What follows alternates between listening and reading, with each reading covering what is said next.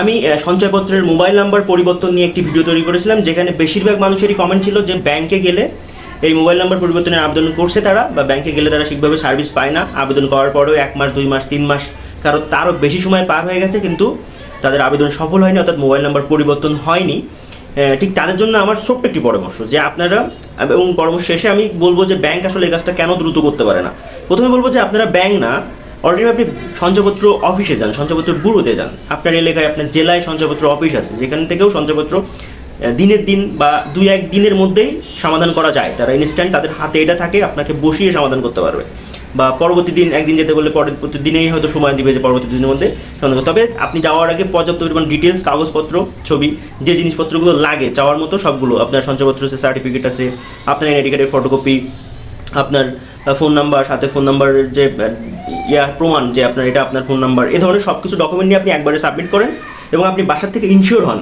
Maximum গ্রাহকই হয়তো জানে না যে কোন নাম্বারটি দেওয়া বা এই নাম্বারটি আদৌ তার নামে কিনা।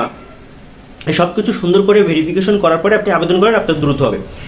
আর আমি ক্লিয়ার করছি যে ব্যাংকের, আমি একজন ব্যাংক কর্মকর্তা এবং আমার এই জিনিসটা খারাপ লাগে, আপনারা না বুঝে কমপ্লেন করেন। হ্যাঁ, আমাদের কর্মী সংকট আছে, আমাদের ব্যর্থতা আছে, কিন্তু যে জিনিসটা সত্য যে আপনি আবেদন করলে সাথে সাথে এই জিনিসটা সমাধান হওয়ার মতো সক্ষমতা আমাদের হাতে নাই।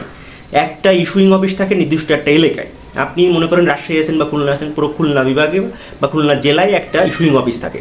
রাজশাহী জেলায় বা রাজশাহী অঞ্চলের একটা অঞ্চলে একটা ইস্যুইং অফিস থাকে। সেই ইস্যুইং অফিসের আন্ডারে অনেকগুলো ব্রাঞ্চ থাকে একটি ব্যাংকের।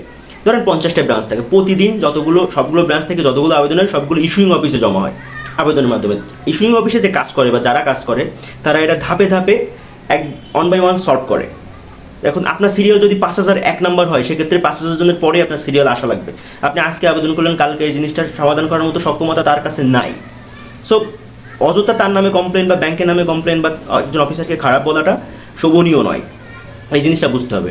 সেক্ষেত্রে আপনারা বিকল্প এই অপশনটি রাখেন। এবং তাছাড়া আমি তো বলেছিলাম যে যদি এই জটিলতায় না যেতে চান, সেক্ষেত্রে আপনার সব থেকে সুন্দর হচ্ছে মোবাইল নাম্বার অপারেটরের কাছ থেকে যে মালিকানা পরিবর্তন করা। তো ধন্যবাদ সবাইকে।